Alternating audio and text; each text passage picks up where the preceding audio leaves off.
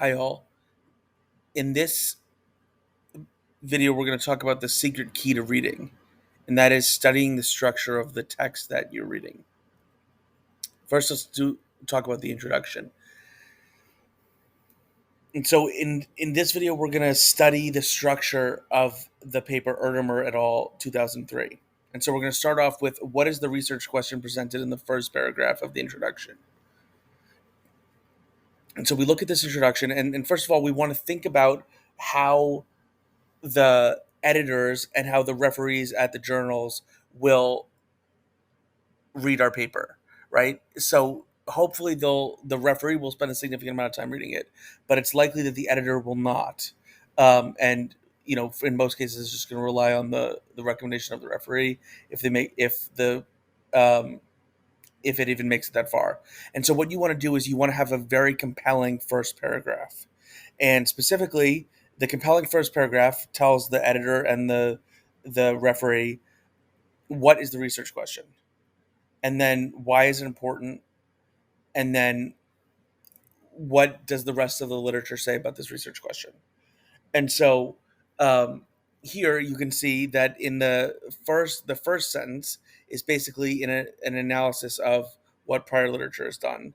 The second sentence is the research question, and that is whether investors react differently to a dollar surprise in revenue than a dollar surprise in expenses, and whether value in growth companies experience differential reactions to the sales and expense surprises. Right. So the second sentence is the research question, and then the third sentence talks about why this is important. Since firms announce both revenues and earnings in the preliminary earnings announcement, investors can use the disclosure of revenues to better assess and interpret the quality of the disclosed signal. And the purpose of this study is to shed light on the differential market reactions to revenue and expense surprises in various contexts. So again, from the first paragraph, we're pulling out what the research question is. Now, how does the first paragraph of the introduction article use the literature to explain why this research question is important? And so we get that from the first sentence, which is a wide body of research documents a positive association between unexpected earnings and market reactions around the preliminary announcement of earnings. See Lev 1989, Guthari 2001 for reviews of prior studies. Okay, does everyone see that? How they use the first sentence to explain why the research question is important and how, the prior literature has addressed this research question. Now, in paragraph 2 of the introduction of Artemer et al., it introduces prior literature related to the research question. And specifically, it says most valuation models suggest that investors react more strongly to any surprise that is more persistent or less noisy. To the extent that revenue surprise is more persistent and or less noisy than the expense reduction surprise, investors are expected to react more strongly to the revenue surprise than to the expense surprise. We provide below evidence that the revenue surprise is more persistent. So here what they're doing is they're introducing prior literature, that is the valuation models in prior literature, and expressing why investors might react more strongly um, to some surprises and less strongly to others. And so they're sort of using prior literature to help explain why um, we might find what we expect to find. Now, describe how paragraph 2 of the introduction of Erdimer et al. 2003 introduces the economic rationale behind the research question. So here it says, and by economic rationale, it's like, okay, so if we expect for growth companies to have greater investor reactions than value companies, the question is, why would that be true, right? And here's the economic rationale. To the extent that the revenue surprise is more persistent and or less noisy than the expense reduction surprise, investors are expected to react more strongly to the revenue surprise than to the expense surprise. So what this means is that the revenue surprise is more persistent. That means if you beat the revenue expectation this quarter, there's more of a chance that you're going to beat it next quarter and the following quarter and so on. Whereas the expense reduction surprise is less persistent, which means that if you beat it this quarter, we're not quite sure what's going to happen next quarter. And so that's why investors respond strongly to a revenue surprise, because they expect it to persist, whereas they don't respond as strongly to the expense reduction surprise because there's not the same expectation that it will continue. Describe how paragraph 4 of the introduction of Artemer et al. Explains how this paper is different from prior literature. So in Erdemer, what we're doing is we're saying, okay, so we're now in the fourth paragraph of the introduction, and what we want to know is how is this paper different from prior literature? And it says, since analysts' forecasts of both earnings and revenues have been available to investors in recent years, a more precise measurement of the surprise in revenues is feasible for many firms, enabling a better proxy for market expectations of revenues. In this study, we used both analyst forecasts of revenues and simple time series forecasts to measure the surprise in revenues and to assess the different market reactions to the revenue and expense reduction surprise. So what they're doing here is they're differentiating their paper, Erdemer et al. 2003, from prior literature, and the way that they're doing that is by saying that they're using a more precise measurement, and that more precise measurement is analyst forecasts, which, by the way, at the time of the writing of the paper, uh, were a better proxy for market expectation of revenues than what had been used in the literature, mostly prior to the writing of Erdemer et al. 2003. And so, anyway, so you can see how in paragraph 4, they're explaining how this paper is different from prior literature. Okay, now in paragraph 5 of the introduction of Artemer et al., discuss the results of table 1. So now in paragraph 5, so you guys can see the structure, right? We start out with what is the research question, why is it important, what does prior literature say, and how does prior literature support um, the hypothesis that we lay out in the research question. And then we say, okay, how is our paper different from prior literature? And now we're moving down to, okay, what are our results? What did we find? And so the question is, are they going to talk about table 1, which is summary statistics? And table 1 is not referenced in paragraph 5 of the introduction. Table 1 discusses the summary statistics of sampled forecasts, but there's no mention of summary statistics in paragraph 5 of the introduction. Okay.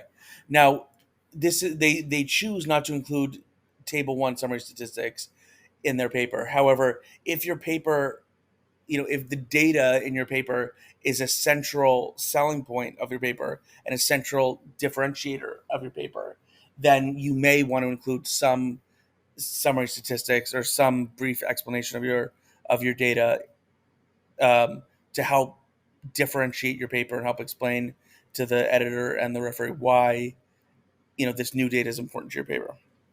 Okay. So describe how paragraph 5 of the introduction of Artemer et al. 2003 discusses the results of table 2. So table 2 is referenced in the following manner. Our results indicate that investors react significantly more strongly to $1 of sales price than $1 of cost savings.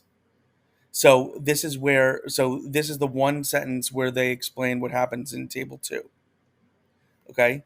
And so as you can see here in the results paragraph of the introduction, they really only have one or two sentences describing each table. So not a lot, but just enough to tell you what they found. How to describe how paragraph 5 of the introduction of Erdemer et al. 2003 discusses the results of table 3. So table 3 is referenced in the following manner. We further show that investors react more significantly strongly to $1 of sales surprise in the case of growth companies than in the case of value firms. Conversely, investors are more indifferent between $1 surprise in cost savings and $1 surprise in sales for value companies than in the case of growth companies. And so here, these two sentences describe table 3. And in particular, they're saying investors react more strongly to sales surprise in the case of growth companies than in value companies, and they're more indifferent to $1 surprise in cost savings and $1 surprise in sales for value companies than growth companies. So this is, introducing the main takeaway from table 3. Okay, and the rest of this, now the rest of this paragraph goes on to explain their findings from table 4 and table 5, but as you can see, it's really only one sentence. So it's like one sentence for table 4, maybe another sentence for table 5. And maybe another sentence for table 6. But so the results section of the introduction is really just one sentence for each table, for each important table. Okay, now describe how the literature review explains how prior literature relates to the research question. So in this paper, the central research question, and by the way, the literature review should always be based around the research question, and it should help the reader understand why this, it's important that we answer this research question. So it should say basically prior literature looks at value, they look at growth.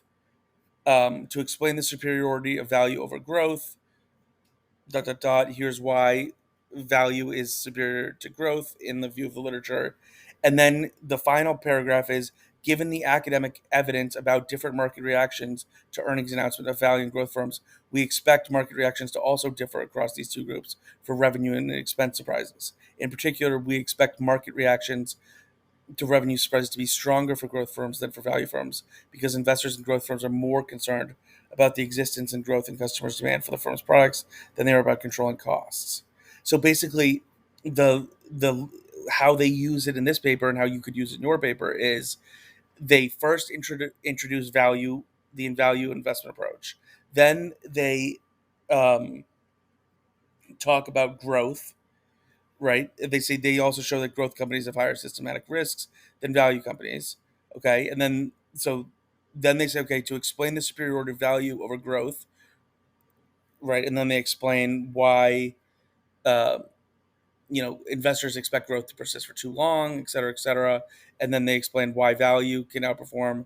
Argue that value strategies work because they exploit systematic errors in the way investors form expectations. So basically, they're setting it up for to explain the research question in this paper, which is the differential market reaction to earnings announcement at growth firms versus value firms. Right. So how does it work at value firms? How does it work at growth firms? Why are the two different? And then given the academic evidence, this is why we expect to find different results for value for the growth. And so when you write your literature review, you want it to be based exactly like this around your research question. If you're writing about the difference between value firms and growth firms, then you're going to want to have a paragraph introducing value, a paragraph introducing growth, a paragraph explaining the difference between the two, and then against that backdrop, you want to explain why you expect to find what you expect to find. And so the one takeaway for you for prior literature is laser focus on the research question. What is your research question? And then find the literature that exactly supports each piece of your research question. Okay. Finally, then explain how the literature review in Erdimer explains how the research question adds to prior literature. So this is another key point, which is what. So we know that there's been a bunch of literature on value, a bunch of literature on growth. There's been a bunch of literature on how growth overestimates, value underestimates. But now, what are we adding to this? Right? What is your paper adding? And Erdimer provides evidence on the differential reaction to a dollar surprise in sales versus a dollar surprise in cost savings. They do the same for value firms versus growth firms. Prior literature documents the differential market reactions between value and growth firms, but not specifically for a dollar surprise in sales versus a dollar surprise in cost savings. So as you can see here, they're saying, okay, this is what prior literature does, and now this is what we do. This is how we're different. And so you want to have that, couple sentences at least in your literature review to explain how you're different from prior literature. Okay, explain how the literature review can help advance other parts, or sorry, explain how answering the research question can help advance other parts of the literature. So the literature review in Erdimer sheds light on the earnings management literature, right? So it's not just about value, it's not just about growth, it's not just about the difference between them, it's not just about why we expect to find what we expect to find, but it's also about how can once we have these results, what can we do to help? What can these results do to help advance the literature? And the answer is they can help advance the earnings management literature. And you're like, well, what is earnings management? And earnings management is basically when managers at firms, quote unquote, walk down analysts for the purpose of lowering their expectations so that when they beat earnings, um, there's the typical investor reaction, as opposed to so that they don't miss earnings and then have the opposite investor reaction. And so what we say here is, well, if we better understand the investor reaction to growth versus at growth firms versus at value firms, that can help shed light on the incentive to um, engage in earnings management, which of course will help shed light on the earnings management literature. Okay, now it's your data and results section. So in Erdimer, what data sets do they use, and then list the years for each data set. So your data and results section can be short. It doesn't have to be very long.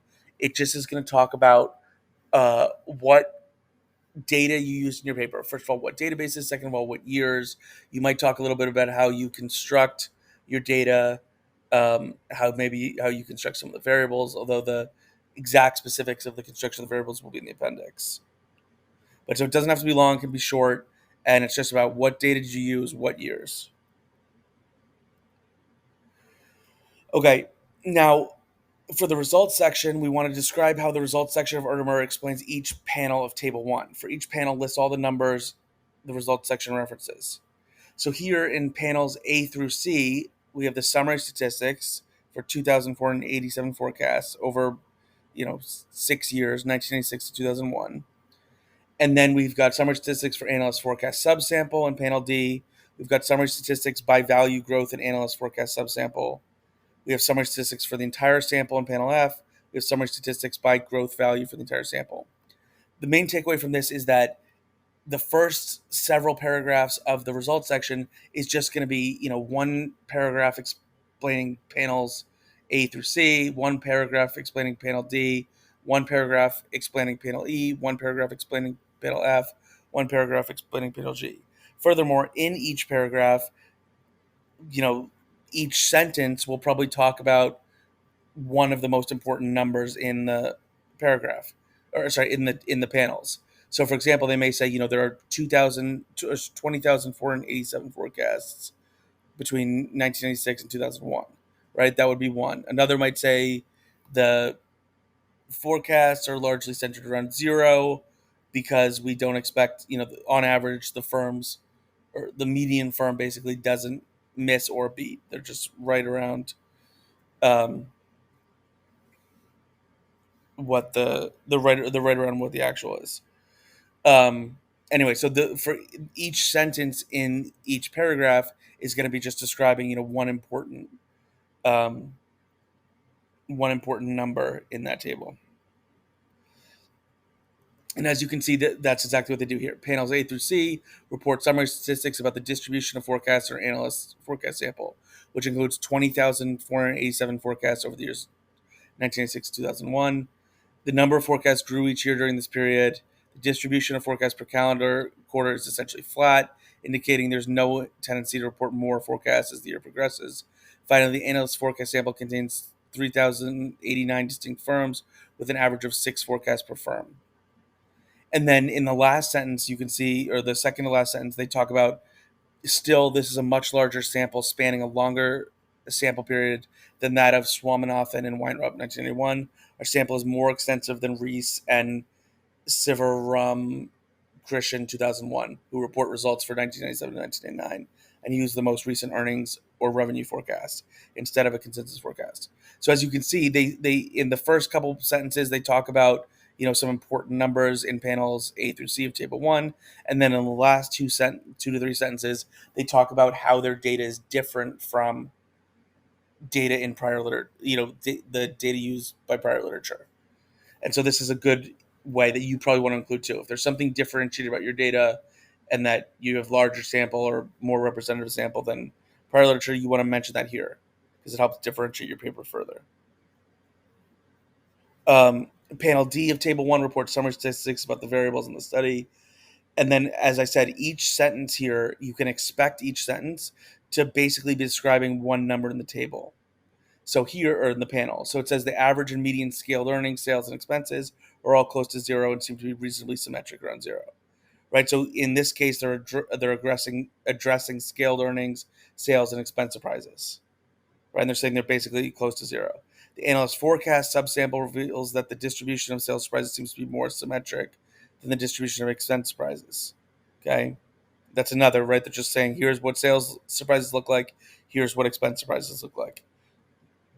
They then provide a sentence explaining why this may be due to the greater homogeneity of sales than expenses.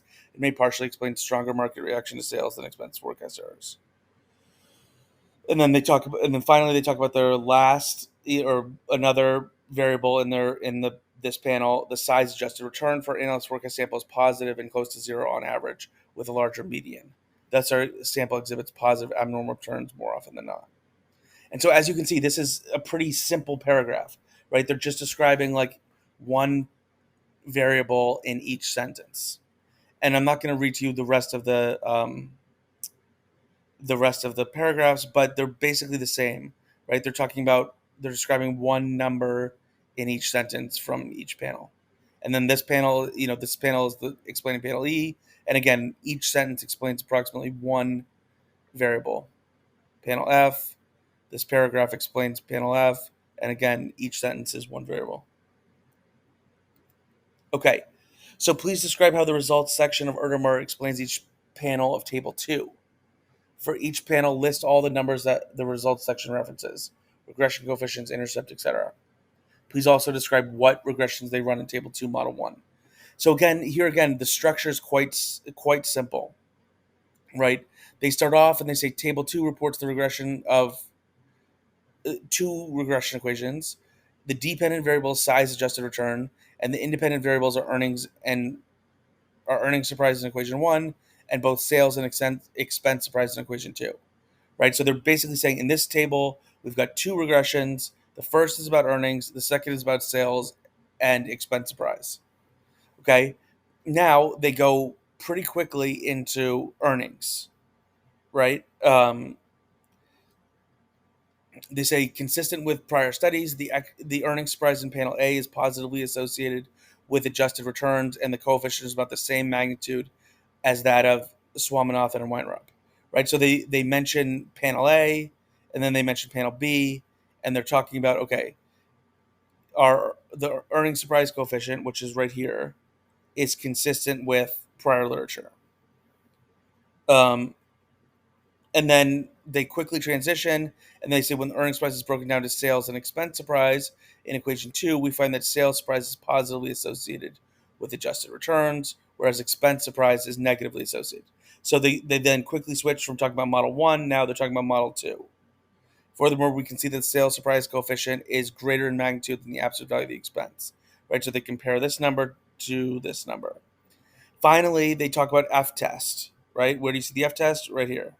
And the F test is basically a question of whether each coefficient in this multivariate regression is equal to each other and equal to 0, or is there one coefficient in this multivariate regression where one of the coefficients is statistically significant and different from 0, right? So if it is, then the F test will be statistically significant. If they're all statistically equivalent to 0 and to each other, then the F statistic will be not statistically significant. And so, as you can see, though, the structure of this was quite simple, right? They just start off by talking, here's what happened in regression 1, here's what regression 1 is, here's what regression 2 is. We have a panel A, we have a panel B. In panel A, here's what happens here's what we found in model 1. We found the coefficient is about the same as that of prior literature. And then they talk about here's what happened in model 2. And then they talk about the F test. And then so all this is panel A. Now they come down to panel B, and they're going to do the same thing.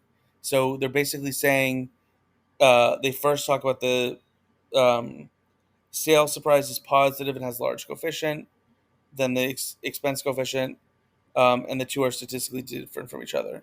And then they say, how does this relate to prior literature?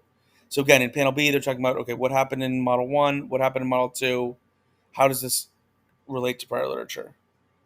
And then they may, at the end, talk about the F test. But you can see the structure is very simple. Please describe how the results section of Artemer explains each panel of Table 3. So in Table 3's case, now what's happening is so we've got Model 1, we've got Model 2, right? And then, but it's going to start out by saying, what regressions are you running? Okay, well, the regressions of size adjusted return on earnings and sales price, a dummy variable for value firm, and the interaction term. And then here you have size adjusted return on the dummy variable for value with the um, surprise of revenue, the surprise of expenses, and then the interactions for surprise of revenue interacted with the value, and surprise of expenses interacted with value. Um, and so, again, in this table, they're just going to walk through it systematically. And they're going to say, so that's the regression you're running. Then they're going to say, here's what we found in model one. Here's, what we found with the earnings surprise. Here's what we found with the interaction term. And then they're going to talk about model two, and they're going to say, here's what we found with the sales. Here's what we found with the expense. And here's what we found with the interaction term. Um, and so, and as you can see, that's exactly what they do here, right? They talk about the earnings equation here, and then the inference for growth companies versus value, and then they talk about the sales and expense surprise here, and the inference for growth versus value, and then they actually talk about the coefficients themselves. Finally, they talk about the F test. So again, very simple. What insight about the difference between growth investors and value investors does the results section say that table 3 shows? So here, um, you can look through this text and be like, where do they talk about the difference between value and growth? And the answer is the above results indicate the market reactions are different not only for the sales and expense surprises, but also between value and growth firms with respect to these surprises. Many participants seem to place more importance on the sales surprise for growth companies than for value companies, and are more indifferent between revenue and expense reduction for value companies than for growth companies. And so, where exactly do they say that? Um,